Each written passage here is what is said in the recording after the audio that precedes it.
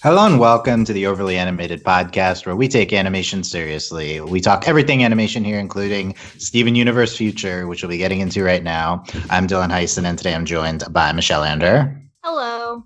Quattro. Hi. Alex Bonilla. We are in the future. Yes. Steven Universe Future, specifically the series premiere of this whole new series, Steven Universe Future, just happened minutes ago on Cartoon Network and will be airing throughout this month, Saturdays at 8 p.m. And we have the first four episodes to talk about here, those being Little Homeschool, Guidance, Rosebuds, and Volleyball. We'll be taking you through all of Steven Universe Future as we have with Steven Universe for many a year. Find all that at overlyanimated.com. Search for us on your favorite podcast app, Overly Animated Steven Universe. We will still be putting the Steven Universe Future podcast in the Steven Universe feed. There's no second feed for Steven Universe Future, unfortunately. I think maybe we should do that though. And then youtube.com/overly animated as well to subscribe to Miss Anything. Okay, we've seen it once. We're reacting to it. So we'll be gathering information as we go here on some stuff. But overall, Michelle, what do you think of our first taste of Steven Universe Future? It wasn't quite what I expected, but I really like what we have so far. I guess like initially I was thinking like, oh, are these going to be a little like one-off? Like, where are they now for a lot of different random characters? But Steven's pink anger thing seems to be a through line. So I'm wondering if we're going to get more into that. And that's like the more narrative stuff that's going to be going on in the background. But I mean, yeah, we got a lot of stuff. We got Amethyst. All of the rose quartz are unbubbled. Jasper came back. Yeah, I know. And honestly, I was so scared from the promos what they were going to do with her, but this feels very right for where she is, and it seems like maybe she could be doing better after this, and that's good. Like, fingers crossed. I mean, so much happened.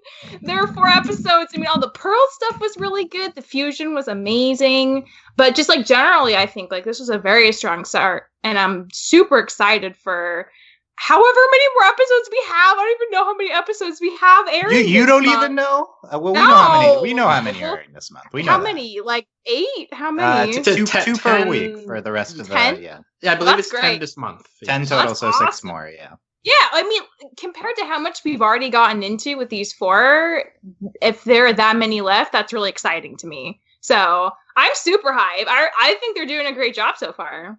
Nice. Okay. Michelle's hype. Sam, what did you think of Steven Universe Future? I really liked it. Yeah. I mean, like, okay. So, this past week, whatever, I rewatched the entirety of Steven Universe. You're an expert. What a hero. Aren't we experts?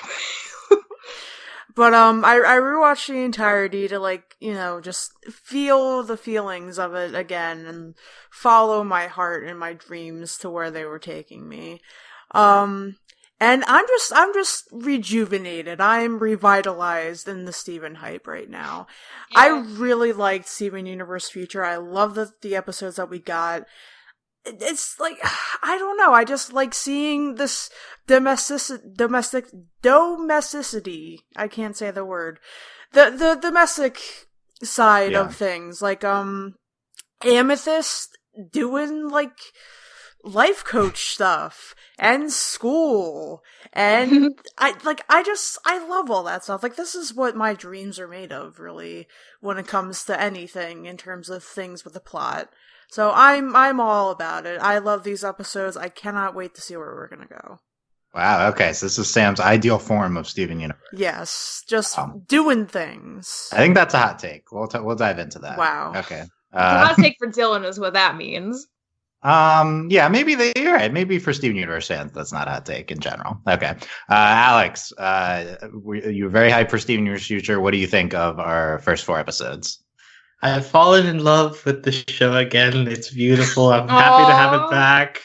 Well, look, this show is one of the few shows that manages to be very funny and also very tugging at the heartstrings. There are moments in Rosebuds that made me laugh louder than I've laughed at a Steven Universe episode in a long time. The Guidance has like excellent Amethyst. I mean, Amethyst has always been a great character, but I love when we give Amethyst some focus, and she always seems like she gets sidelined for periods. So it's great whenever we get into Amethyst's psyche. So I really love Guidance in that respect. And Volleyball, like, you know, it combines like Pearl's neuroticism and like her like funny quirks around that, but also like getting into like deep emotion stuff with the past of her and Pink Pearl and Pink Diamond. And we're also throwing in Steven stuff. Like they're throwing so many ingredients into all these different episodes. It feels like, again, like similar to how I reacted with the movie, like it feels like a culmination of like, this is all stuff we've built for so many seasons and years. It's like finally like seeing something pack so many different things in 11 minutes. It feels very inspiring, and it feels it's amazing how many different emotions like a single episode can get out of me. So I really enjoyed this batch. I think that specifically like Little Homeschool works as a good introduction and you know, like leading you into the new world, and then like each of the following episodes has like a certain thing that they do really well. So I really appreciate these episodes, and this is a very strong start to a new era of Steven Universe. Nice. Yeah, I think it's a strong start. I was happy with the premiere. So I'll be slightly down. I guess the first 3 episodes didn't connect with me as much. Very season 1-y, but I thought they were good. Wow. But they're, you know, Even Rosebuds felt like season 1. I mean, obviously, like the gems, like it's replaced the boardies with the gems. Anyway, it's not that important of an opinion, but you know, I thought they were like fine. I didn't think any of the first 3 were like standout episodes. They had great elements to them, but then Volleyball is incredible. Like this is what I'm looking for from Steven Universe's Volleyball. This is an incredibly emotionally charged episode with like really interesting themes we're getting into. Like the Pearl stuff is great. Like I feel like Volleyball was like heads and shoulders above the other 3 episodes. I don't know if people will agree, but like I feel like it's going to be the favorite, but maybe people won't agree as much as me that it's like much better. But that's not to say like just because it wasn't as high on the other 3. Like this is like a top 25 Steven Universe episode. Like this is an incredible episode. So I'm really interested to dive into Volleyball. But I also think the other episodes had interesting stuff in them as well. And I agree with Michelle. The pink Super Saiyan, I like Super Saiyan Steven. Like I think that's like the through line here, and I'm interested to see where that goes. But yeah, I don't know. I'm just like that was the last one we watched too, so I'm still pretty blown away by that one. And they did a good job at sequencing that. Like you get your intro episode, which is kind of muted, and you ramp up to something like that. Volleyball is like a hammer at the end, so a really good job of like slowly ramping up over the course of the night. Also, it's like, oh, Volleyball, it's going to be another. They play baseball with the gems. And then that is the grandest Steven tradition to have these wackadoo titles that either you expect to be crazy and they're not, or you expect them to be really chill and they're the craziest one. So, like, that's a very in keeping title with the show, and I love it for that. Yeah, and then like it's just like Hit the Diamond. Yeah, it's just yeah, but at least they like play baseball and hit the diamond. Like they don't. There's volleyball. There's like a few seconds of volleyball, and then that's a miss now. And they even did the stuff with like the promo drawings. Like, oh yeah, volleyball, get ready. Like it takes me back to 2015, and I love it. Yeah, I don't know. I want to start with Volleyball. Do we need to talk about? I guess let's talk about in general what Steven Universe Future is first, because it's our premiere to it. So like, mostly this seems like Steven interacting with new gems on Earth post show. I mean, we're seeing various aspects of like what things from the show that happened, and now this is like where they are now. Like we saw the human zoo. Like I don't know if anyone expected that to come back right now. So I feel like we might do things like that, revisit all these things from various aspects of the show. We got the Jasper check-in, we got the human zoo check-in. I guess guidance is more just like the new gems on Earth and what they're doing, and then volleyball is like the White Pearl check-in. So so far, I guess it seems like we're going to hit on various aspects of what we've previously saw from Steven Universe, but it does also seem like it's going to be connected to a certain extent.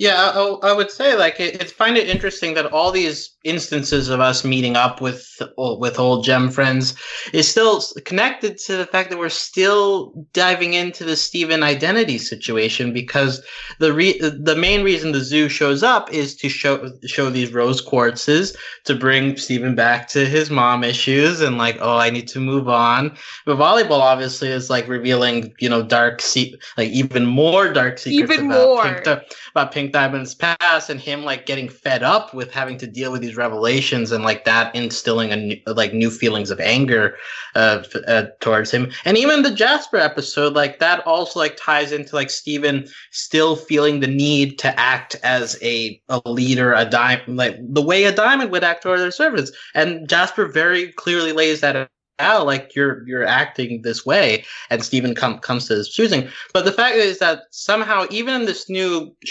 dynamic of us dealing with a bunch of new gems and meeting up with old gems, I find it very impressive that we're still gonna focus on Steven and like find new angles to deal with his growing his identity issues that have never truly been fully healed. And as we see, there's still like little threads that we need to pull apart at him.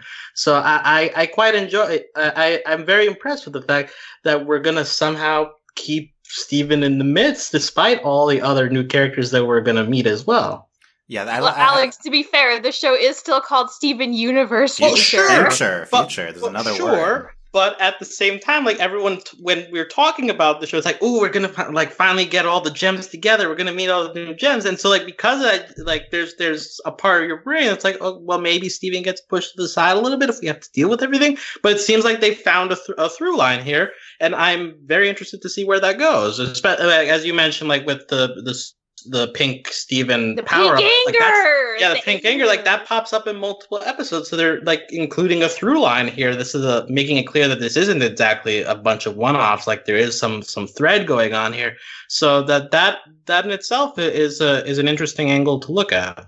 Yeah, I think this is a good take on it. Like this is very Steven focused, these 4 episodes, and like all of Steven Universe is to a certain extent. But I think this has been a very strong year for Steven's character, and with the movie and the end of Steven Universe, and now going right back to heavy Steven. Like Steven has we see the perspective in each episode, but he also has like a big important takeaway. I think in each one. I think they all have to do to some extent with him navigating post mom. Like I think that's like probably the biggest theme, and then it's like various aspects of how that works, I guess. But like that's kind of been Steven's character for a while now, is like dealing with the consequences of Rose, and now we're in a new era of like knowing everything, and now Steven's still dealing with all of that. I mean, like the other gems, I mean, how much Garnet do we get in these 4 episodes, So it seems like maybe Steven's just our only main character, in Steven Universe Future. I'm sure like that's something that happened for a while in Steven Universe, is the crystal gems. It's like, how much are we seeing of them, etc. But, yes, Sam, I feel like you'd had thoughts on Steven's arc as you were rewatching. So, do you have any initial takes on the direction they're taking him in the beginning of Future here? Well, on one hand, it is a little bit, I don't want to say played out, but him going through all of his mom stuff, like, we've been there. But on the other hand, it's like, well, you never stop learning about yourself and about what makes you tick, and like your psychological issues and what you're going to do with your life. And his mom is a big part of that. And I think that is what's driving this. He's growing up and he's addressing these things. And maybe things aren't like directly happening to him. Maybe it's not like, oh yeah, I'm having a flashback of my mom's and it's weird and I'm like in space. But instead it's more like dealing with more of the fallout. Which, okay, we've been there, we've done that, but I don't know. Like, I like that sort of thing, because you never stop dealing with the same things in your life, it seems like. That doesn't make sense. Why did I... No, I that think it Sam, makes sense, yeah. that absolutely makes sense, because like the thing I initially thought when I saw Steven turn pink for the first time was literally, how can there be another new secret power that Steven inherits from his mother? But then it hit me, like, he's a teenager now. We have never seen him exhibit this much anger and frustration. That's not really who Steven really was before. He was always a lot more patient and empathetic, but like, he's 16 and he's angry now. So it actually makes a lot of narrative sense that this would be the point at which he would exhibit this new angry pink power. So I think you're right. Like, it does change with time and new things do become revealed. I mean, life is a process. So I think that's absolutely like spot on. He's 16 and he's angry now. I like it. He's 16, he's angry now. And like, what does that mean? Maybe that's going to be the thesis of the future show. Yeah, Dylan, I mean, I know for me, like... I don't think that's going to be the thesis, but... That's like I keep saying, this is the through line we have, is Steven turns pink. It's true. And from the last episode, we know he turns pink because that's an anger thing left over from his mom. But it's like, Steven's his own person, so what does the anger mean for him, and how is he going to manage it? And angry at their parents when they're 16. and the movie is also important to this because it sets up, like, look, Steven is kind of tired of doing all this stuff of like saving the universe and all. He wants to get to happily ever after, but there keep popping up these new obstacles and issues and situations. So at some point, frustration has mounted after years and years of dealing with this, that now we are here in the future. Yeah, okay, we're in the future. I got that. Yeah, that's a lot more of that coming. That is true. That's deep takes by Sam. Yeah, on the surface, this is like Steven once again dealing with mommy issues, like he has the whole series, and once again a new power, like he has the whole series. So it's like, oh, how are they going to make this work? It's the same thing again, but it does work again. Like it's kind of crazy that they can still find new angles, I guess, on the same type of Steven material. And I do agree that it makes things never go away really, and then that's maybe it's probably an intentional theme here. So interesting where we're going with Steven. And we can hit on that the entire Steven's arc as we go through the episodes, but let's dive into the specific episodes. I definitely want to start with volleyball. Does anyone have a different favorite episode than this one? I really like Guidance. Okay. Aww. I really like Little Homeschool just because of Jasper. Yeah, Jasper. But also, I like Volleyball a lot. Okay.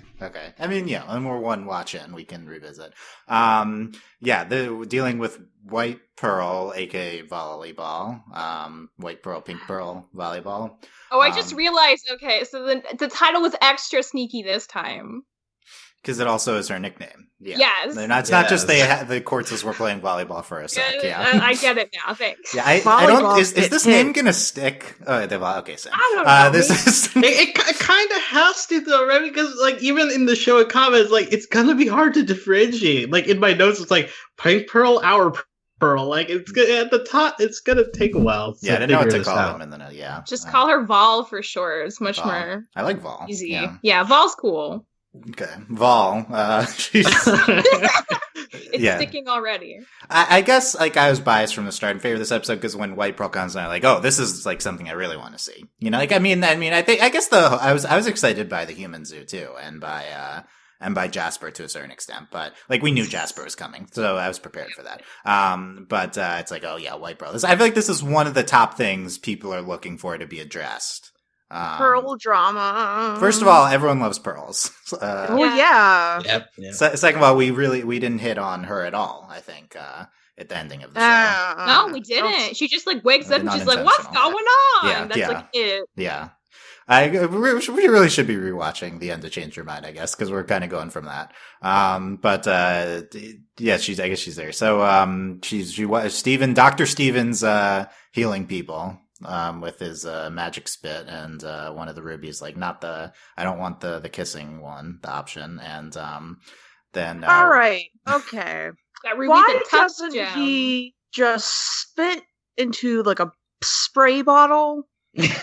like continuously. Don't Like you know, want to once a day. mine Steven for his spit? Yeah, I don't think you can just keep spitting for a long time. I think that dries up your mouth. Maybe that's No, why. Okay. no, This is dude, a great like maybe like discussion. once or twice a day, spit into this bottle until you build up enough and just spray it. It has to be the human touch, right All right, from no, his It mouth. has to be fresh onto saliva. If it goes fresh stale, it saliva. doesn't work. All right. Well, in the first episode, we had like essences of like white diamond. Yeah. Yeah, that's Yellow true. That's and true. blue. That's true. Yeah. So Steven can just like spit into a spray bottle and just spray He probably it. could. Okay, He that's probably could. That's good what I evidence. would do in this situation. Okay, Steven is he likes spitting on licking people though. He likes kissing Oh. people. Yeah. He's open.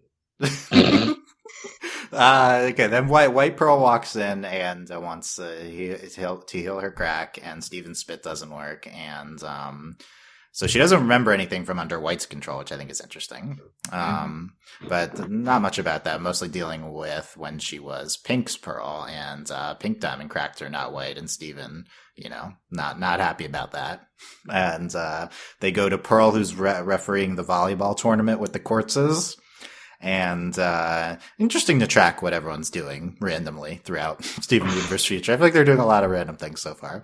Pearl likes rules, so it makes sense. Pearl's Like, a ref is a He's good a call, good yeah. coach. I want to do like Pearl like instant replay on if the ball like goes out, like then she replays it from her hollow. Oh, maybe she would, yeah. Okay, so the Pink, she's Steven introduces them, and we get White Pearl like recounting Pink giving her nicknames, and she's blushing, and Pearl's like, "Looks like someone's still got it bad."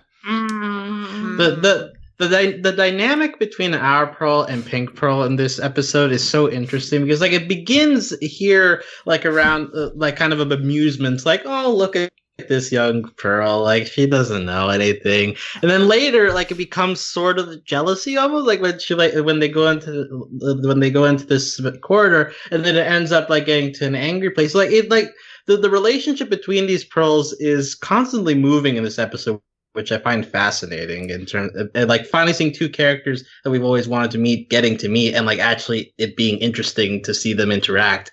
It's quite something. Yeah, I think that's like the heart of this episode is Pearl and Volleyball's kind of, and they nickname her Volleyball in this segment. She's like, "I'm older than you." They're both Pink's Pearls. Great interactions. I think that's like the heart of the episode, and just the dynamic they share with Pink. They each saw a different side of Pink, and they don't recognize each other's Pink, and I think this is kind of like a charged way of looking at it with this show, because we've dealt like with this type of thing in the past with kind of like Lapis and Jasper, but it's like they kind of had a shared abuser in Yes. Pink. Yeah, and they're both coming to terms with seeing their former kind of significant other as abusive to them, and once they can share that aspect together, they can start to overcome it and deal with it together. That's definitely the impression I got kind of from the climax of this episode. Yeah, so that's also the impression I got.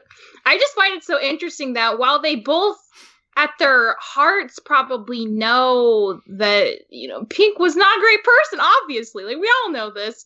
The fact that they still feel that charge, like you were saying, Dylan, the fact that they still feel the need to compare their experiences to be like, that's how I felt when I was a younger, naive Pearl. Oh, actually, I'm older than you. Like, that kind of, it's so interesting that even though they have not great memories about being with somebody, that person still meant so much to both of them, and maybe in some ways did make them feel kind of special and singled out. So being in the presence of somebody else who's had different experiences and relationships with the person that meant a lot to you, for better or worse, it's all messy and real, and I love that about it too. And that moment when they're inside the rejuvenator and Pink Pearl like comes to the reality, like, have I been sugarcoating things? Because like our Pearl has already gone through the whole experience of separating herself from the idolization of Pink Diamond and realizing the terrible things that she did to her. And Pink Pearl never got that chance because she's been frozen for 8,000 years.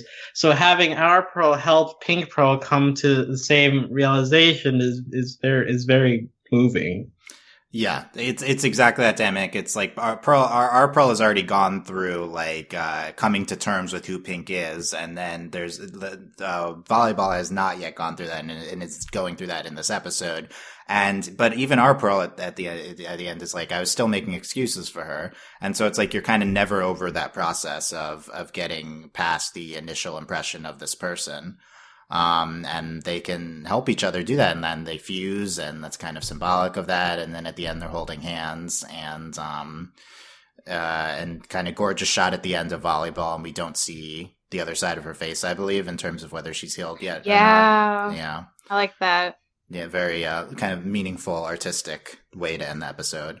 But yeah, I don't just the impression of this episode gives is of Pink Diamond / Rose as a abusive partner, and that is I mean, it's I think that's understandably Steven grappling with Rose the entire time. All these aspects of her is hard. I think hard for us to deal with too. Is like it is. I feel very conflicted. Yeah. Every time, like, this is how I felt with Spinel too. It's like we already knew things were bad, but every time we get like a new layer, it's just like, oh no, there's more, and I'm not surprised that it's just bad. Yeah, and we get basically Volleyball's side of old Pink, and where she was tantrumy, and she threw a destructive tantrum, and Volleyball's like, oh, she didn't mean to hurt me, I was just standing too close. And it's like, oh man. Mm-hmm. Yeah, it's I don't know. It's surprising that even after everything we've went through with like how bad Rose is or how complicated she is, because I don't think the show ever wants to present her as like a strict villain or anyone, obviously, because we redeem everyone. It's still impactful seeing these other bad sides of Rose. Like it's still, as the audience, I think is it hurts. And again, one thing that's so brilliant about this is how far back the seeding goes, because if we'll remember, with Stevonnie and Jungle Moon, Steven wakes up in Pink's body, and Pink's really frustrated, and she like makes this angry face in the mirror and then just smashes it with her fist. Yeah. So that we already knew that we'd she seen had this side. We knew that side of her. It's just like we got that and nothing else, so it was easy to forget about till now. But this isn't coming out of nowhere, and I love that too. And now we're associating that side of her we did see in Jungle Moon with like the perspective of someone close to her and how that affected people around her. But it's interesting because she was also presented just as like a teenager or like a toddler or something, like lashing out. But then it's like, so like we saw it through the Diamond's eyes, like, oh, she's this young thing who doesn't know what she's doing. And now we see it through someone she's hurting. And it's like, oh, she seems like more of an adult in that phase or something. I don't know. I'm starting to think about that. And that's interesting. That's a really good point, Dylan.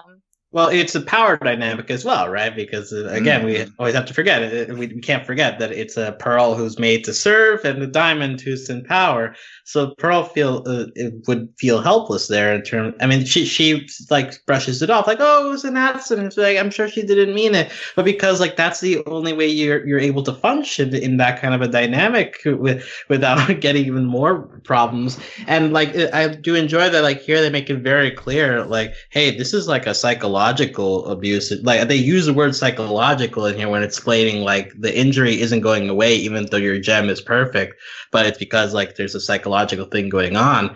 And that moment where Steven like pinks out and like the Pink Pearl like yes, pinks out. And Pink Pearl like kind of like instinctively like hunkers down, like that hurts to see. And like it also like it hammers home the kind of intrinsic effect something that kind of abuse can have, even if superficially or with words you try to smooth it over, but you can't help your instinctual reaction to those kind of things. Yeah, seeing Volleyball quivering when Steven gets upset.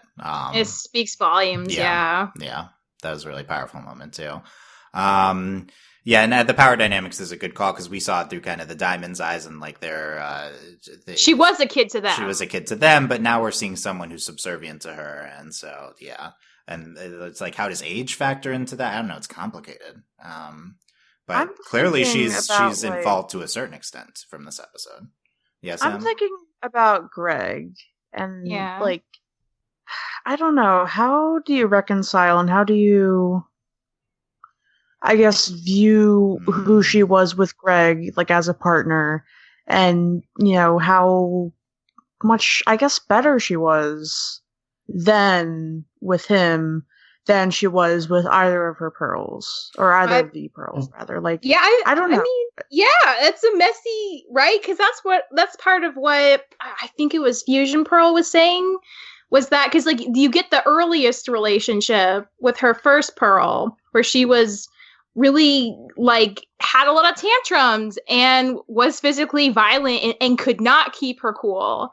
And then you had our Pearl, where she kind of starts bottling up those feelings and keeps a lot of secrets instead of being like an obvious angry person. But that's like a kind of distance that's also not great. And then I think with Greg, it's like she was starting to find a balance, but there was obviously so much she could never tell him because it would make her seem terrible. And she loves him and she doesn't want to even think about that, which is, we can see that as a problem because she did have a habit of just like pushing things aside and forgetting about them, literally. But I think Greg was probably the best evolution of her at the time. You know, the best one she ever had before she died. Yeah, well, so, I think it's very valid to bring up Greg as we're talking about her partners. I think that's a good call to go into Greg here.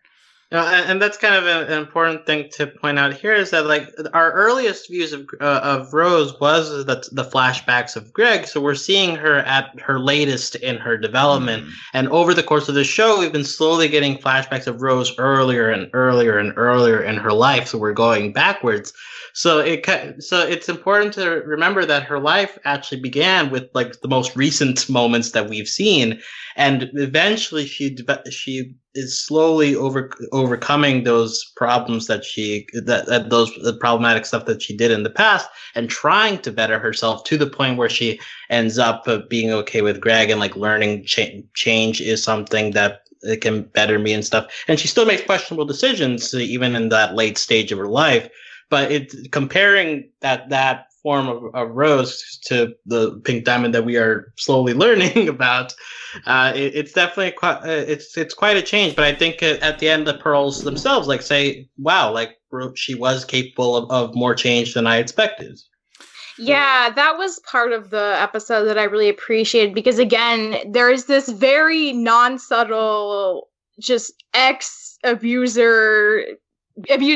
abusees, I guess, finding each other and kind of sharing their experiences and finding power in that, like more power in the sharingness than kind of having that experience alone eating away at you.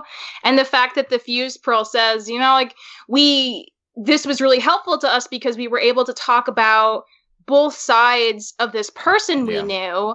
And like we saw the side of her that was trying to grow and change and be better, and the other side who seemed to want like everything but that.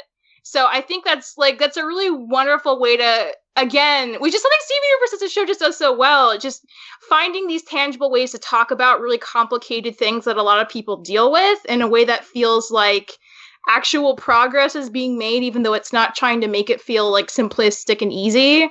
So it's just really good. It's really good episode. It is really good.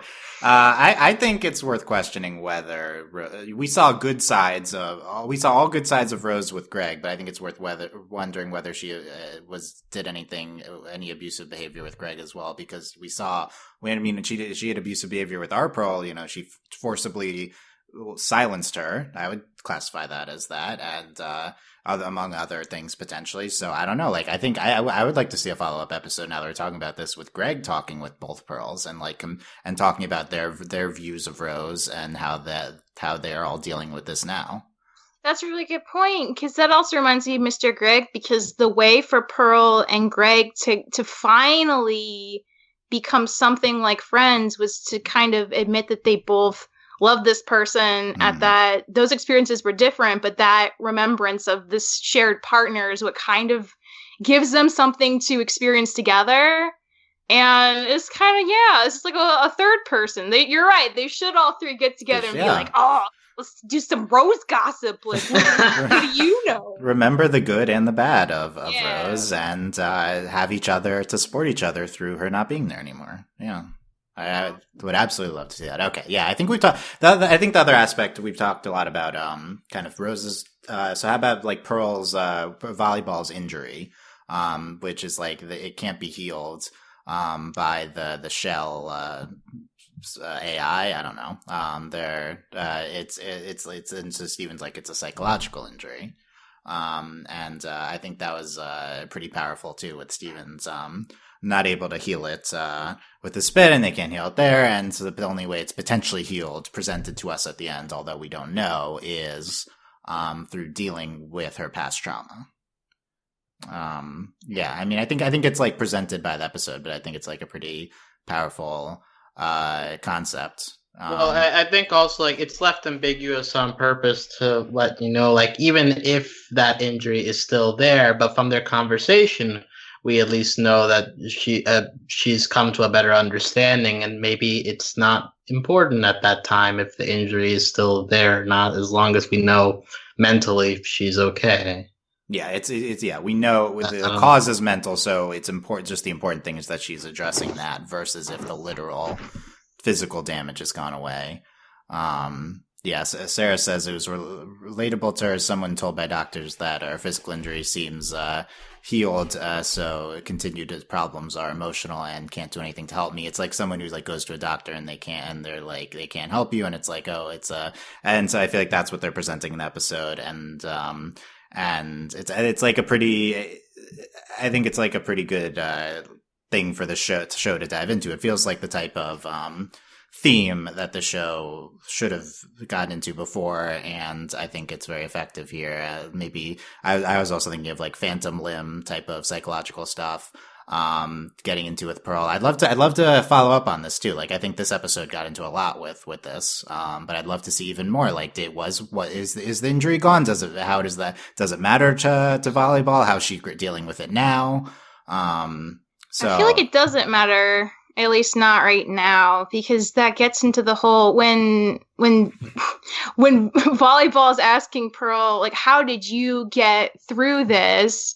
And she's like, well, I never stopped feeling the pain. Like, I never, like, that's still with me. I think that kind of implies, like, the point shouldn't be if her injury is gone or not, because, like, it's not, like, that's some baggage you carry with you forever. Like, she's never not going to remember that happened to her. So the point's not the eye, like Alex said. The point is that, like, they reached a connection and found strength in that, and that's going to help her move forward with her life, regardless of what her face looks like. And that's really hopeful and great, and I like it. Yeah, but also if she wanted her eye healed, so that's important to her, and that should, hopefully they figure out a way to address that, because, it's still probably not good to have like a giant, maybe that affects her abilities and stuff too, as a Pearl. So, but yeah, I don't know. I still think it is important to heal it. Like, people in the real world, people do want stuff healed. It's not just like, oh, I addressed the psychological cause. It'd still be nice if my body part was working or something. Well, it's up to her though. Like, she projects her body, so she's gonna do it if she's that ready. Is true. Also, and if she never wants to, for other reasons, that's fine too. She doesn't have to. Yeah, that's an interesting point that they project the body. It's kind of an aspect of this that the episode doesn't bring to the surface. But, well, they choose all their own outfits. I think that's a pretty good indication. Yeah, well, they make a point in this episode, like, look, your Pearl is fine. Like, there's nothing wrong. Yeah, her gem is fine. Yeah, and that's compared to our the physically it's working. But so yeah, love that the show got into this. Other parts of the episode, Pearl fusion. The Pearl fusion. About the Utena Anthe giant Pearl fusion. That was my day. Oh my God. it's like Utena, Michelle. Yeah. So with my theory is that our Pearl is the Utena and that volleyball is the Anthe, but like it had the Anthe hair and the Utena like shoulder pads, and it was just so amazing. And like anytime there's Utena, I just get so excited. And the show does not hold back in that regard. So. And that sequence where they're breaking out of the shell place is very beautiful. Like, it's like a giant ballet dancer carrying Steven through the lasers. It's in the dark, and like because it's in the dark, like the colors are all muted and whatnot. So at the end, like the light shines on her, and you get like the pink and the orange. It's like, oh, she's beautiful. She is very beautiful and very tall. Yeah, so just that entire like fusion sequence. Every time the show does a new fusion, predictably freak out, and this is just another example because like it's just so amazing to see like new gem designs and like gems we know pairing up together. It's great. I will say that I looked at the credits. I think that the name they gave this fusion is just Mega Pearl, which kind of weak, but Well, no, so it's like two rubies fused together, and they're just a ruby, right? Like just a bigger ruby. I guess, yeah, they're a Mega Ruby. Her voice is like a little deeper than both the regular Pearl voices, and that was great. Yeah, that was I like. Yeah. That this was the fusion everyone expected to see first in Steven Universe Future, right? Pearl and White Pearl, yeah. They're never giving us any of the... I guess we got all the fan servicey fusions kind of at the end of the Steven Universe. Now we're going to see weird stuff. It's going to be good. Related to the fusion and stuff as well, like even in like the middle of the episode, our Pearl is like, "Let me hold your hand while we're walking in here," and like they're holding hands for a decent portion of the episode, and at the end when they defuse, they're also like holding hands and like cuddling together. Just their proximity is a lot. I won't fault anybody for shipping this. Yeah, I see people on our Discord are shipping them. You're shipping them, Alex. It sounds like you are. I think it's a bit complicated to ship them because of like their shared preoccupations. But I'm just saying, like there is material here. It brings very Korosami-esque for me, both having the past relationship with the same person, but I don't know. It's not Bako's not the same. But yeah, it's never that important. It's not the is it two gems of the same type? Have we had that before? Does it matter? No. The right? topazes. Oh yeah, the topazes. That's a good point. Okay. They're in love. They're in love. The Heaven and Earth Beetles. They showed up in this. Yeah, they're both beetles. Does that count? Sam, do you have a ruling on the shipping the pearls? It's fine. It's fine. Okay. Sam accepts. Okay, you can do it if you want to. Okay. Yay. Okay, let's talk about that. Anything else from that episode? Let's talk about the other episodes. We talked about the ending too. It's gorgeous and stuff, and they defuse holding hands. Okay, let's get into. We can start with Little Homeschool, and Stan mentioned the bath bombs, the essence. I don't know, like using that to revive the gems instead of them having to be there. All the diamonds, and we meet cherry quartz in here as labeled by Tweets, and the Stevens as reading material in English and gem glyph, and we get this cassette with Steven's narration, or I guess he's just narrating in the car. You think it's like a recording, but I guess he's like, I guess it's like he's just narrating to cherry quartz who doesn't understand what anyone's doing. So we get some catch up on whatever. Lars has a pastry shop, Sadie's band's still going, and Connie's prepping for college 2 years away. Wow. Yeah. All very in character things to do. Are we getting Steven Universe College next? Steven's not going to college, but Connie absolutely is. Steven doesn't really go to normal school at all, so not why start now? I'll just say there are several archive of their own Stephen Connie College fanfics that have existed for years, so there's material. Yeah, when are we getting the Stephen Connie dating stuff in this show? I mean, that's what everyone's waiting for, We've got right? plenty of episodes left. It might happen. Come back for spring break, give him another smooch. I mean, there you go. Sam, do you not want it? Is that what you're saying? I mean, it's not that. It's just, I don't know.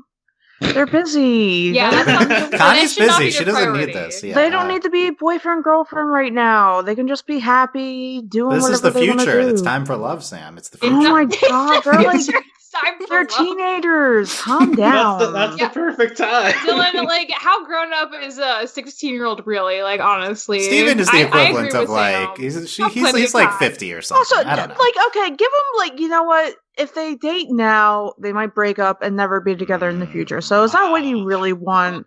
No, just because they like, you know, have this connection doesn't mean that they have to have like this romance right now. You know what I mean? Yeah. My first thought of like how's Steven Universe Future gonna end? My first thought was flash forward to Stephen Connie wedding. No. Well, flash forward means like it'll be like 25. Future. I'm okay future. Okay, so one thing I noticed upon rewatching Steven Universe, I don't like how the context of Connie's character in the beginning, at least, and you know throughout the series, is just Steven thinks that she's cute. Yeah, it starts off that way. I don't like it. I feel like they get past it pretty quick, but like the first episode. well, Dylan, don't bring it back up. Does that? I mean, I get that's a valid. Talk about their ship. To be Steven's girlfriend, she can just do college prep. It's fine. Yeah. Well, let's get. How about some Connie alone episodes without Steven? How about that? Yeah. Okay. How about that? Okay. The new Crystal Gems sequel. Get Connie, Peridot, and Lapis together again.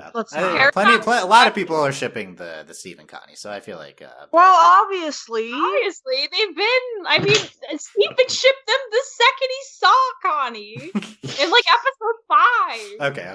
They don't need to be together, is what I'm trying to say. Okay, so that's what these episodes present, at least. So let's we'll see if it happens. A little homeschool.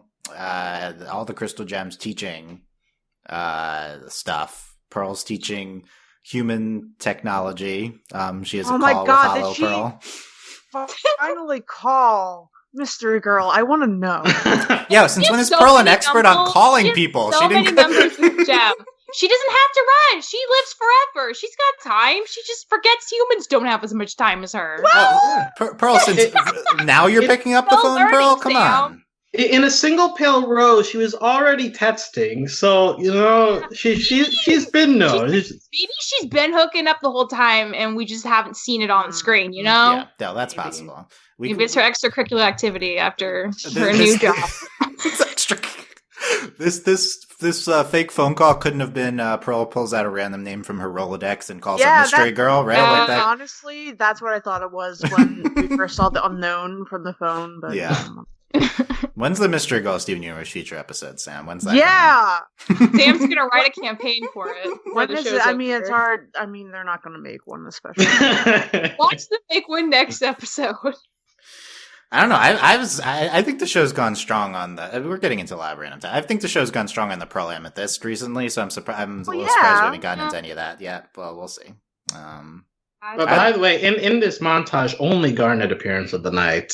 Yeah, Garnet's doing yoga or something. She'll get her own episode soon. I'm sure she will. Yeah. These 3 episodes before the last one are very Amethyst heavy. Which is good. We haven't seen her in a while. Yeah. Mm-hmm. Yeah. So hopefully, and then we get a Pearl episode, but then not much Garnet yet. And then Amethyst is teaching how to decide stuff for yourself 101, and she just says do whatever and walks away. He nailed it. Yeah. Steven and Amethyst are talking, and Steven's like, there's someone out there that's still hurting, and then Steven goes to visit Jasper. Okay, Michelle. Okay. Take it away. Before Jasper, I just want to quickly say I enjoyed the beginning of that conversation where Amethyst is like, "Hey, I enjoy feeling respected. I'm a professor. I never knew I could teach. That's a cool. I like seeing Amethyst happy, and this is a good introduction into new Amethyst, and that continues into guidance. We get more of her, but that conversation is a good start." Nice. Okay, now Jasper. Okay, Michelle, give me all your thoughts on Jasper. What's this 2019 reoccurring thing of characters introducing themselves in sketchy blankets like it matters? Because first it was the conductor, and now Jasper's getting them out blanket stuff. It's blankets are never cool. Don't wear them to look cool. She got rid of it pretty fast, though, to her credit. I don't know why she's wearing it. She must have seen Steven coming from that vantage point. Oh, yeah, I'm going to make him... I'm going to look mysterious for Steven. I'm going to size him up with my blanket. That'll show him. But, I mean, Jasper, okay, but pass the blanket, Michelle. Yeah, I mean, I'm actually kind of feeling really okay about where Jasper is right now, because from the promo, I mean, it seemed like she was going to be, the super big bad for this show, but I mean, it makes a lot of sense that to kind of get to Jasper, you have to sort of brute force your way in. That's kind of the person she's always been, and it makes sense that that's the way that she comes around to Steven and actually respects him for something, because she's so obsessed with who's more powerful, who's more weak, what makes you weak. And a lot of the things Steven's trying to do, she doesn't see it as a strength, she sees as a weakness. So again, him having to physically fight her for her to kind of be oh, there's more to this dumb half gem than I thought. It makes total sense. And I also, I appreciate that they did her the decency of like, she's having the time of her life during this fight. Steven is genuinely trying to kick the crap out of her, and she's just laughing it off the whole time. Even when he pounds her into the ground, and there's this little like Jasper profile because she gets banged down so far, she just hops out and she's like laughing. She's like, "Wow, I didn't think you had it in you." And I love that she's just that tough, and she's like, "This is what I love. Thank you for indulging me. If you want, you can come back." It's just, it makes me so happy. But again, she's in the intro with the sketchy cactus Stevens and all that other stuff. So I'm a little worried, like, this might not last. But, like, for now, I'm just, like, so content and happy. That's true. Doesn't the intro painters? Yeah, like that's my only concern. But in the context of the first episode, I'm, like, happy where we left it. Well, and look, this episode ends with it being still kind of tense between them, but like it's slow. Jasper at least not wanting to kill him, which is a step, but there's still tension. So like she can still be an antagonistic character without necessarily being a villain, you know. And so I'd love to see how this relationship between Jasper and Steven like develops as Jasper begrudgingly lets Steven in.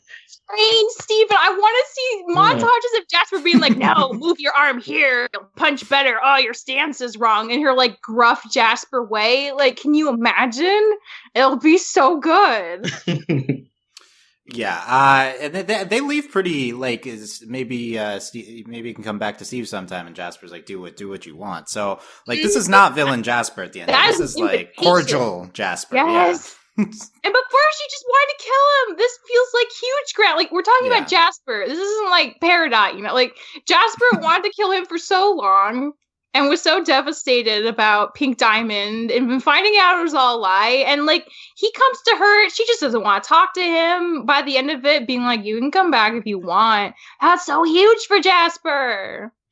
I was thinking about this during the episode. It's like, why is Jasper having so much trouble like reintegrating versus all these other gems which were antagonistic to the crystal gems but then instantly reintegrate? I think it's because Jasper like manifested again early and like had dealt with Steven and everyone like for during the show versus everyone comes back and it's like, oh, this is how things are now. That's easier for them to accept, I guess. But Jasper like lived in the other era before. She serves up some realness in there. Yeah. She's like, you know, I never wanted to be, you know, brought back. I never wanted, like, any of this. You're the one who did all this, Steven. Like, you know, how can you say what other people want? And I was like, yeah, you're right. That's what society is a lot of the time, huh? That's a good point. Yeah, because Steven, like, according to Jasper, Steven's just trying to tell her what to do, and she sees that as, like, him trying to boss her around and control her. That's literally what she thinks of all the other gems in the colony and why she doesn't want to be around them. Like, it just, like, ticks her off to be like, the audacity of this Steven thinking he knows what's best and being in charge. Well, you're not my diamond. I have to listen to you, which is a very different, like, no one's really reacted that way besides her to this whole new order. And I think that's really telling. And this loops into guidance, right? Because like in guidance, Amethyst brings this up as well. Like Steven still has some controlling aspects there that he sometimes struggles to keep in check. And Jasper like lays it out. Because she is very well aware of like feeling manipulated. So she is very open to explaining to Steven, like, look, what you're doing it feels very manipulative and you should be aware of that. Yeah. Yeah, I think this is like a good step one for Jasper, but like a lot of people's reaction to the end of where we left Steven Universe is like, oh, White Diamond gets redeemed, but Jasper doesn't. So I think we're like, this is a high priority for Steven Universe. Well, maybe she doesn't want to be redeemed. Whatever her version of redeemed is, right? Like it's portraying her better on the show in terms of like. Well, she doesn't have to integrate into society if she doesn't want to. I don't think she ever is gonna want to. I think that's actually kind of nice because there has to be somebody who doesn't, right? Or else it'd be perfect, and that takes away some of the enjoyment of it feeling relatable. So I think we need a Jasper. Yeah. So even once we go through Jasper's arc, she'll still be on the outskirts, living her own life, maybe on her own terms. Yeah, I could see that. And that only other thing this episode it kind of fits with her character, right? Like she's always explained her origins as like, I fought my way through the kindergarten nobody around to help me. And so that's just kind of always been her life. That's how she's been used to. So she just doesn't need other people to drag her down in her eyes. Maybe part of it's like that post-war mentality of like, when you're really good at fighting and doing this very particular thing in a war context, and you come home and it's a lot of like maybe viewed as like not doing much of anything, and you don't know how to go back or how to live that kind of life anymore. Like, I don't think that's all of it, but maybe that's a little part of it that's going on for her too. Like, she doesn't know how to just not be on the side of anyone and just like exist peacefully, because she didn't thrive there. She thrived being in the middle of battles and being a commander and being in charge and going to worlds and making more gems and going in fights. And that's not what this is anymore. And she can't quite like deal with that yet, or at least like let go of the past. Yeah, Steven calls her out on that in the middle, and like it felt a little uncomfortable because it is it's like, look, it's a war that doesn't exist. It's like, but you imagine like someone saying that to like a veteran, and it's like, ooh, like that's not the way to handle this. And like for Garnet and Pearl, like they're veterans of the war too, but they are able to just integrate into this new chapter, and they're really good at just being peaceful and going back to like a better way of life. But for Jasper, it's different, and I feel like that's pretty believable too. Not everyone can just do that and change. Yeah, PTSD stuff. Yeah, absolutely. Yeah, I like that analysis, and it would be interesting to get more into that with Jasper in the future. And then Steven's like, maybe I learned something from Jasper, and that's like when we get the first of his glowy thing. So I think that's like an interesting. We talked about that a little bit as well, with like Steven takeaways kind of throughout these. But I like that it's like really a lot about Jasper's character, also dealing with Steven's character as well. In the end of this episode. Okay, let's talk about guidance. A lot of new gems here. Yeah, Sam. What you said this was your favorite? What about it stands out to you?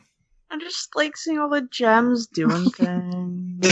Yeah, and, like just like liking being a part of things. I don't like Amethyst helping them out and like listening to them and like being there for them. I like Amethyst being this life coach therapist.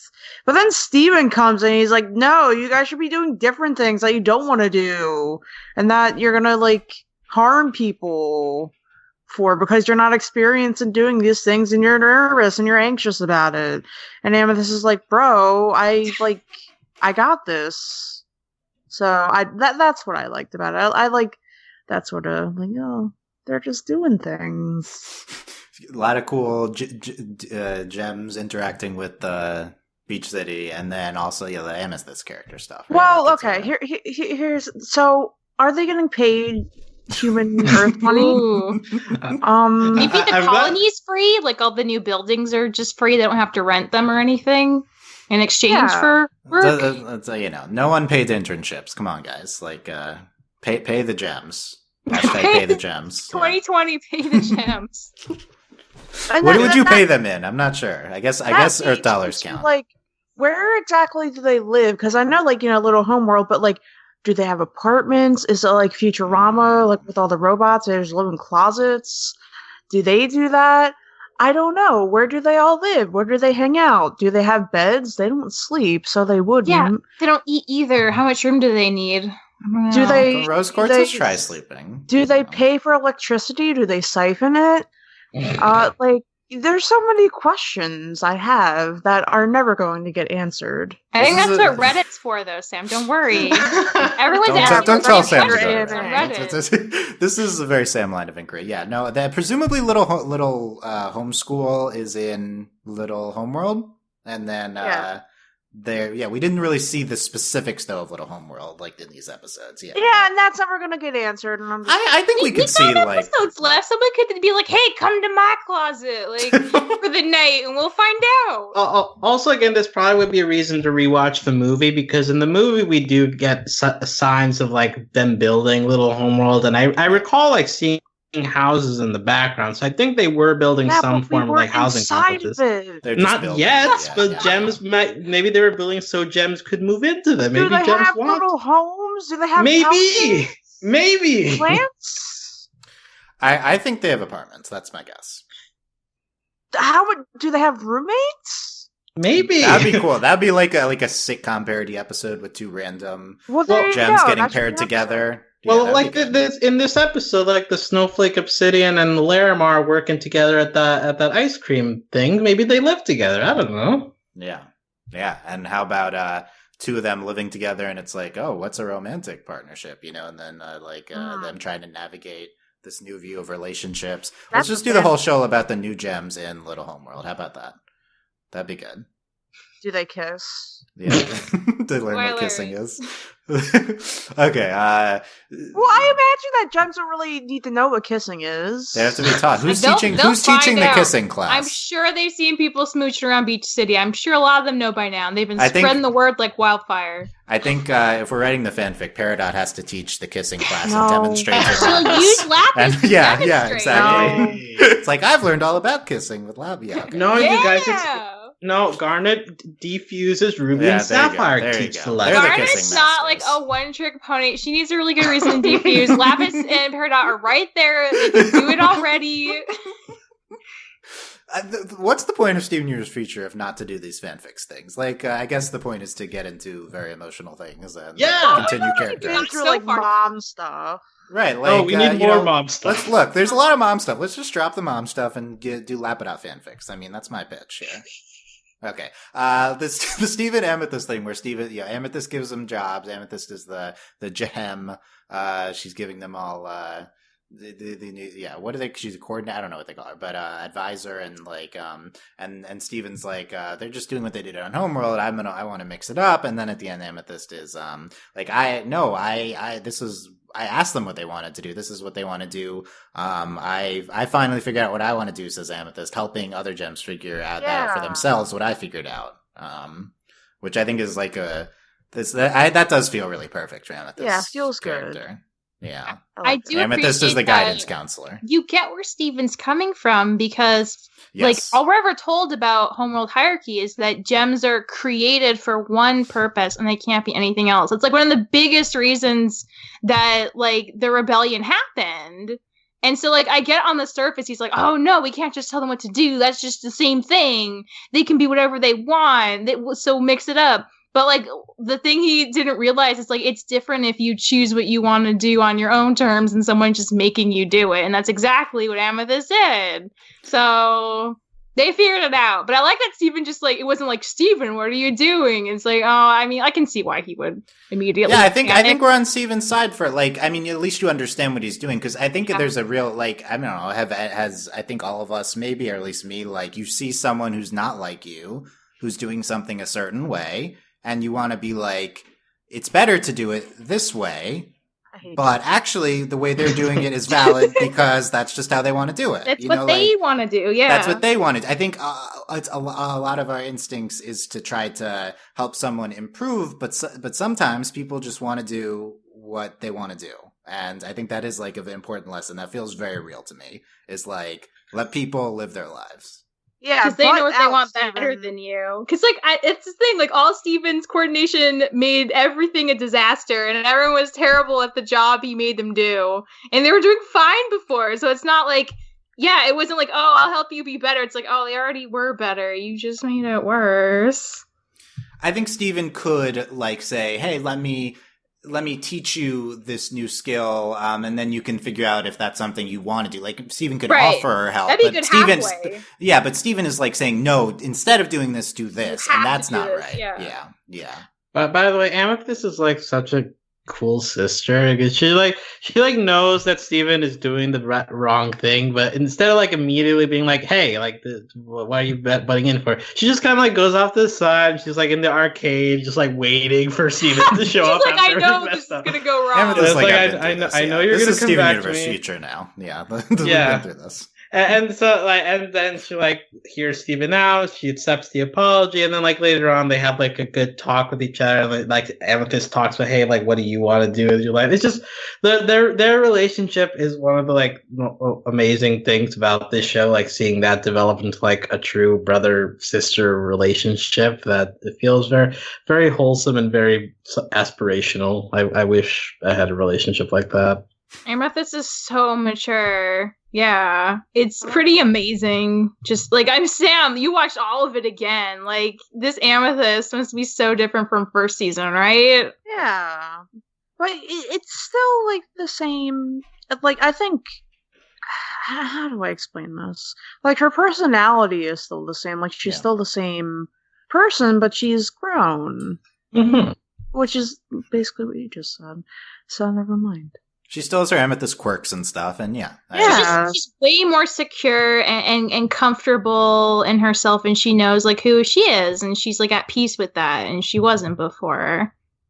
But it makes her so cool. Like I don't think Pearl could have handled this the same way. And I think that says something special about Amethyst for sure. I think Pearl would admire this in Amethyst too, and maybe and they can smooch and they can teach. I honestly think like Pearl I thought it was something Steven Universe Future might get into. I think it still could. I don't know. They should. They should.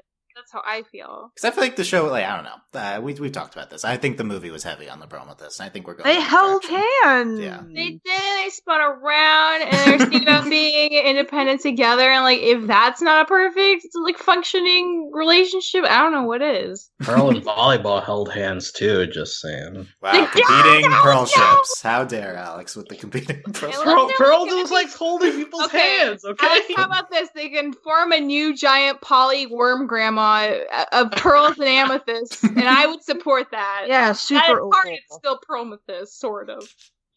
Yeah, all the pearls have to fuse with all the other pearl fusions, and okay. There's a lot of material here.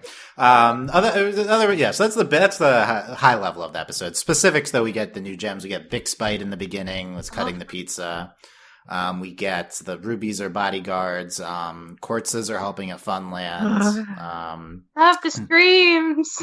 Nephrites doing skywriting.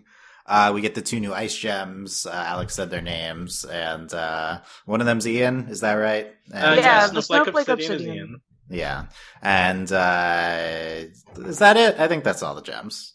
Yeah, little Larimar is the only one that really has much of a personality. Yeah, Larimar's like, I love screaming about humans, and then at yes, yeah, I love that bit, and it comes back. She's like laughing. Oh, it's like screaming. Yeah, I like that too. It's like Monsters Inc. Same energy.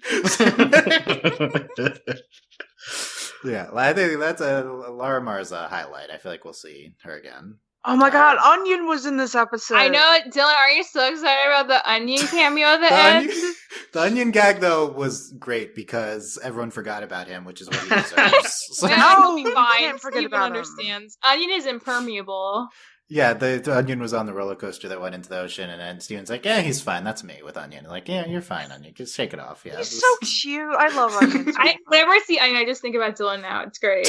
Think about Delaney. Delaney actually loves Onion. I love Onion too, just like more out of just spite, I guess. Yeah. But by the way, Onion also made a cameo in the first episode when Amethyst is doing her class for how to decide stuff for yourself 101. But Onion already does that every single episode. Onion should be teaching. He does stuff on his own. So what does he need the class for? Yeah. Should we talk about the fact that Onion hasn't aged a day in all these years? Like he's literally the same size. Did he reach adult height, like, in the beginning of the show? Yeah, this is Onion's full capacity. This is his final form. I think there are Onion episodes promised in the future episode titles and descriptions. Oh, no. Yes. Am I wrong, Alex? I think that's coming. I don't recall, but oh no. So I will not be here for that. Okay, so there's this... Volleyball, though. You can't trust any of this, right? So we'll see what anything is. The Smoky Quartz is in this episode. Yeah. And, is she still Natasha Lyonne? Yeah, she has to be. Her voice is amazing. We checked the receipts, I think, yeah. I thought it wasn't because it didn't really sound like her, but okay. I think she was just excited. I don't know. I think it was Sam. I think it's still Natasha. It'd been a minute since Smokey was there. And Pink, Smoky Pink supercharges, too. I thought that was interesting. Yeah. Yeah, they activated slow motion mode, which, you know. What's that mean? This is how I felt the first time we saw Steven float. I was like, what? Why? Yeah, I was like, oh, wait, I guess Rose could do that, but... We're seeing all the new facets of Pink Super Saiyan Steven. Facet gem facet. Okay, yeah, that's a pun or something. Yeah, I think that's basically it for guidance. There's a lot of fun stuff there. That's true. That is a fun episode. Rosebuds, boarded by Lamar and Adam Muto. Adam. Yeah, that was a surprise. Yeah, can't get enough of those rosebuds. I guess, yeah. So we get to see it's like, the zoo is here. I was like, oh yeah, all the rose quartzes. It's going to be drama, and then it's like slice of life drama. But yeah, there's. I mean, that's the best kind of drama. I mean, you telling me? Yeah. I mean, yeah. When the Amethyst are doing the conga line and Amethyst sees the rose quartz and makes that face and just disappears, that was such a good joke. We get everyone's reactions to seeing the roses. Yes. Yeah. In general, this episode is one of the funniest episodes I've seen in a long time. Like, you got all the Amethyst stuff, Amethyst, like doing the conga line. At the end, she like shows up just like in cruise wear, like Amethyst for life. Like, what happened? What I missed? What I missed. You got like the whole Pearl, like Garnet, be like going to the bathroom and stuff. It's all weird. Greg's contribution here is like one of the lifetime like achievement awards for him. Like he begins like, I haven't had this many Ents to show up since, and then like sees all the roses, and then he just like literally out of the scene, which is incredible. And of course, like the roses themselves also have their funny moments, like the one that goes like, "I am dead, rose quartz." Like, that joke was so good. Yeah, so there's just like a lot of good lines in this episode, and I think it's like it rivals many of like the funniest episodes of the show. I do think the episode's very funny. That's a good call. A lot of good Greg stuff. I love seeing the zoo humans again, and they're being mad at Greg for not choosing them. I think that was great. Yeah, Greg. Greg, yeah. We're on in here. It's our Carouse, and that was. I was like, oh, I really did not expect to see these people. Like, but I love that episode. That's one of my favorites, honestly. That's one of the weird episodes of Steven Universe Dylan likes, and not a lot of other people do. But so it's like the new Lars. It's in that category. Okay. Yeah. Well, Lars is actually. Let's not bring. Is a really good episode. Sam rewatched and loves the new Lars. Okay. It's really good. We see, J10 and Y6 are back. So it starts. This has a very on the nose beginning of Steven trying to figure out where to put the rose painting, and I don't know if I want her still hanging over us.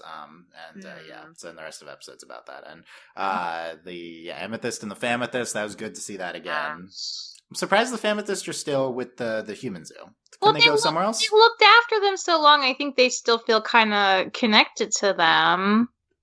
Maybe they'll eventually, but they kind of like being with them. They've been good watcher guardians. So the weirder thing to me is, what is Holly Blue doing here? Blue is still there. It's been 2 years. Like, why are you still like trying to fake being in control? Like, what's the point here? Holly Blue is exasperated. No one's listening to her. I feel like that you could take this episode and the previous one as like the gems are. It's hard for them to move on and do different things. And 2 years for gems is like maybe 2 weeks for humans. True. You know. Yeah. And I think like yes. No, I mean my observation isn't that important to what you're about to say, so you go first. Okay, I'll go first. I think the Steven was wrong to try to force them to do new things, but I think it's a good instinct to like maybe try to suggest different things to people, because I think this episode's an example of that. Yeah, like these gems have been conditioned so hard into doing one thing. Give them some options. Like there should be a tour of different things that they could do, and then then let them place them back where they were, and then let them decide. I don't know. Like, you're right. Why is Holly Blue still there? So, but it is also a good point that it's for gems. This is not that long of a period. Okay, Sam. Okay, there was a little scene in there where we pan over the humans and the amethysts, and one of them is giving a flower to one of the humans. Aww. It was really gay, and that's why they're on the ship. I mean, I'm gonna have to go because they love the humans, the amethysts. That's their love. I hadn't considered that. I like they got choosing. Yeah, they choose each other. There's no rules now. They can choose in whoever they want. Even one of their protector people. We really need the Choosening follow-up episode. I mean, that's Do what we're we? for. I need it. Then Lapidot and Peridot can choosing each other. Yeah. Well, we're saying we really just need to figure out how to get Lapidot in here. We're all craving it, really. Okay. Is it Not true yet. Pumpkin's dead? Was Yes. that a joke? Is that real? We No, don't, that's well, it's real. not on the show Why yet, would but that's what they do said. that? Because it's a pumpkin and pumpkins They're- die. They're pet. No, they don't. Not when Steven makes them alive. Yes, they do. I think But they're the trolling buttermilk and Pumpkin will seeds come died? back. There's Yeah. gonna be a gardening episode where Steven tries to revive Pumpkin. We have Pumpkin 2.0, and it's a zombie pumpkin, and we have zombie Oh. hijinks. Oh. That's gonna be a fun. No, I Pumpkin's think really the more dead. That's realistic thing canon. is like That's Pumpkin had puppies or whatever, and it's gonna be like, oh, this Pumpkin the fourth or whatever. So Oh, yeah. Okay, that'd be so she had a good run. She had babies, and it was her time in the sun to, what's Die. the word? No, like I don't know, become mulch Taken to the or f- something? Taken to the farm up north. Yeah, we need. What I'm getting from this is we just need another Watermelon Steven episode. yes, we Right do. up Sam's. I was being sarcastic, but Sam's in. Okay. No, those are like those are some of the best episodes. They are some of the best episodes. Escapism was this year, so it's not. We're not. It hasn't been that long. It hasn't been that long. Super Watermelon Island is the best. Yeah, It's a good episode. Different rose quartzes. Like that's the main thing with this episode. The 3 rose quartzes come to stay with Steven. We have the peppy one, the hippie, like this out there one, and then the shy one, reserved one. Those are my analysis. I don't think they have names, but they're all. Well, rose no, quartz. the Oh, caption did say the shy one Oh, it said the shy one. Okay. for the shy one, so you're kind of I'm right. right. Okay, I didn't see that. Do we have a fave among the 3 of them? Any of them stand out? the cool one with the light cool- pink hair. Yeah. I like Shy One because she's socially aware. Yeah, she's more Very socially aware. perceptive. Yes. Yeah. Yeah, it was fun. And I just everyone's reaction to them is really good. Yeah, and Greg just leaves, and Pearl's like, "I'm going to the bathroom." Garnet's also going to the bathroom. The eager one's like helping Steven eat. Yeah, then they're them in the bathroom, like it's super weird, and then Steven's just trying to she's like slumber party. One of them's like, "I'm dying, I'm dead, rose quartz." Like Steven's face. So good. I was like, did they just say that? Like, I'm dying. Okay. They play the Rose videotape. They're like trying to sleep. And then it's like, yeah. Oh, and they say never meet your heroes. I'm like, this episode with the sayings. Yeah. Isn't that like just how every single slumber party goes? There's drama That's true. and This is drama. If there's Yeah, more than just- 2 people, probably, yeah. drama, like interpersonal relationship drama. That's my favorite kind. Well, you're in for this show then. Yeah. This is perfect.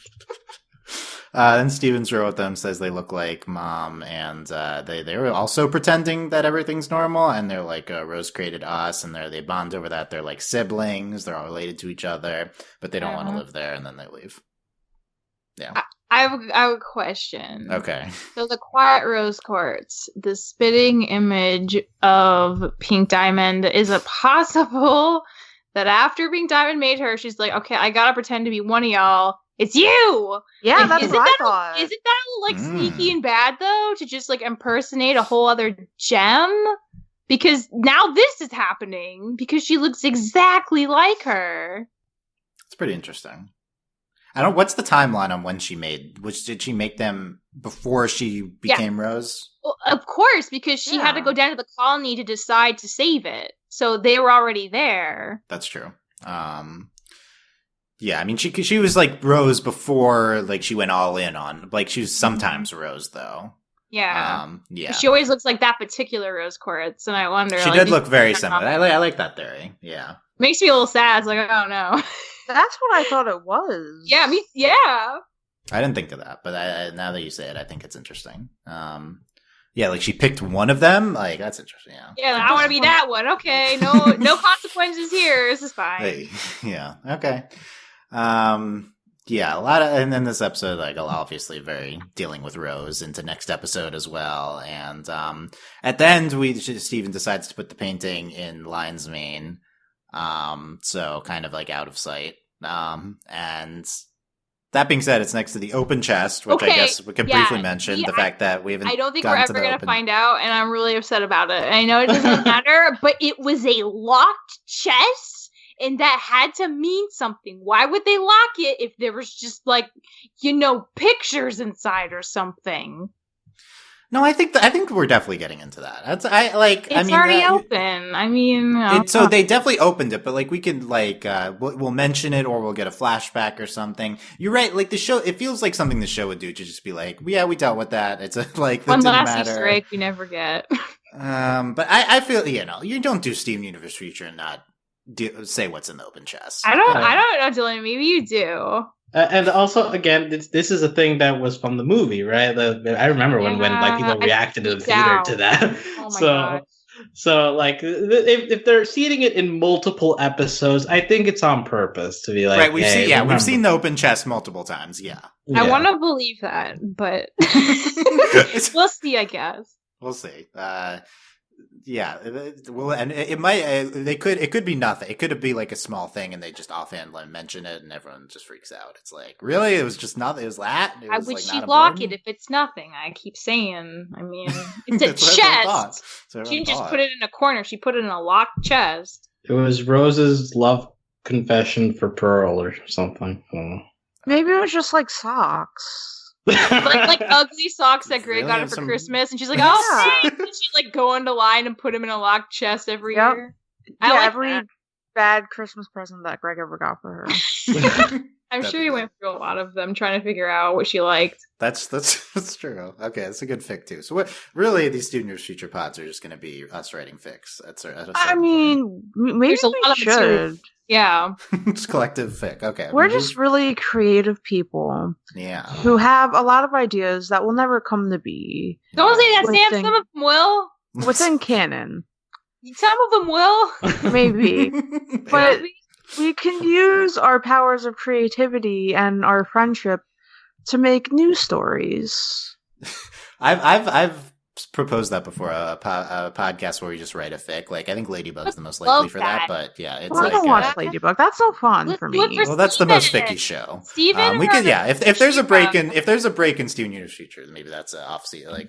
Is that what we spend New Year's Day doing? Yeah, okay. Dude, can 5 hour that would be so much podcast. Fun. Okay, Michelle, give me anything else from Rosebuds or any of the episodes or final thoughts. I just think it's funny. It's called Rosebuds because it just makes me think of Citizen Kane, which is stupid. No sleds in this. It's nothing to do with that movie. But I don't know. I mean, I agree. I think this was a great episode and one of the funniest, and lots of mom drama. I mean, I guess part of me hopes that because we're still dealing with so much of, like, Steven doesn't want to think about Rose Quartz / Pink Diamond anymore, but maybe we have to a little longer. But I'm kind of hoping we get into something new. And I'm assuming, based on the intro, if we are going to have, like, the cactuses in Jasper and, like, that fusion, maybe that's going to be, like, post like this. Like, maybe that's, like, a new setup for a new narrative thing they want to get into. That's, like, a more, like, all right, we got rid of the whole establishment, and we talked about Rose Quartz for a while, but now, like, what are we gonna push forward to in the future that's, like, ours to make, that's fresh, and what kinds of difficulties do we encounter because of that? Because I feel like that's, like, what I want to see at this point. I want to move somewhere new and see how our characters deal with it and how hard it is. New planet. That, or just like, I don't know. Earth. Alternate Earth, yeah. Oh, okay. Well, this is already an alternate Earth. I mean, Del Mar is a thing here. Russia's gone. Alternate Earth. Yeah, can we? Do we need to rebuild Russia? Is that what's happening in Steven Universe Future? Yeah, go. I like that call on the direction. Yeah, that'd be. I think Little Homeworld's a little bit that. Yeah, more of that type of thing. Yeah. Okay. That's good from Michelle. Sam, final thoughts on Steven Universe Future premiere? I'm not. I don't have any smart thoughts. Any silly thoughts? Any thoughts? Well, I have any a lot food of thoughts. Oh, hot takes on cool foods. Was there? Oh, I guess pizza. Yeah, Well, that's like every episode. Okay, well, yeah, there's pizza and everything. I have some developing pizza opinions. Wow. Give the 10-second version of the developing pizza. All right, so I'm kind of back and forth on pizza. I'm in like an off period with it, but I discovered that my real live love for microwave leftover pizza again. I haven't had a microwave for like 2 years, but now I have one again, so I'm into it. Okay, yeah. When we were in person, I told Michelle about the Power 50 on the microwave pizza, and Michelle told me about the sprinkle some water over the top of it. Before Yes, you move the it microwave. rejuvenates it. Yeah, You're so we laughing, combined. but I've been using. I stop used it when I reheated pizza. Since Did it work? Yeah. I mean, it's hard to tell, but I think so. Water, you can't tell. How do you tell if it works? I don't know, but it's good. Yeah, those are 2 recommendations. Oh. Now, what about cold pizza, though, Sam? People do that, too. Okay, cold pizza. I prefer any pizza with hot sauce to be cold. Ooh. That's interesting. Okay. Domino's buffalo chicken pizza. Eat it cold.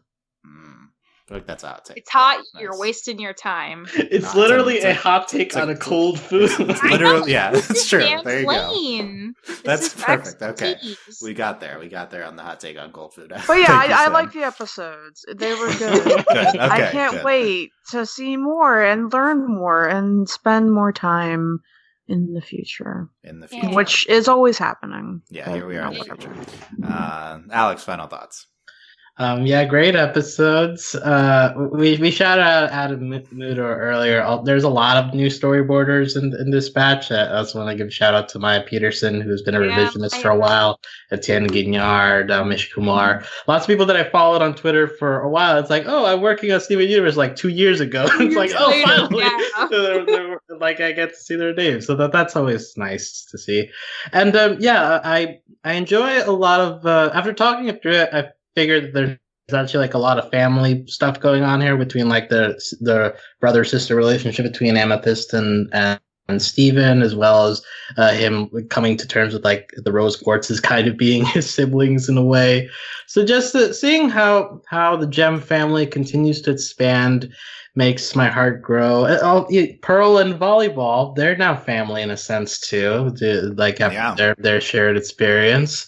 And maybe soon we'll see them bonding with Yellow and Blue Pearl. There's just so many possibilities in this whole new world, and I'm really happy that we're finally here after waiting for so long. So the tonight was a lot of fun. I hope to have a lot of fun for the remainder of December and however longer this show ends up going on. And try to savor as much of it as we can for who knows how long. It's ending. Yeah. Savor the Steven Universe. Yeah. So okay, but we're happy now. We're here. We are in the future, so we're happy. And so, right. Happily ever after. After all, happily ever after. Yeah. Okay. My add Volleyball to the canon of the classic Amazing Pearl episodes. That's my final thought. Like right up there with some other. The Rose's Scabbard, etc. Has there ever been a bad? Not that as good as that, but right there. Has there ever been a bad Pearl backstory episode? No, they're all sad, but they're all good.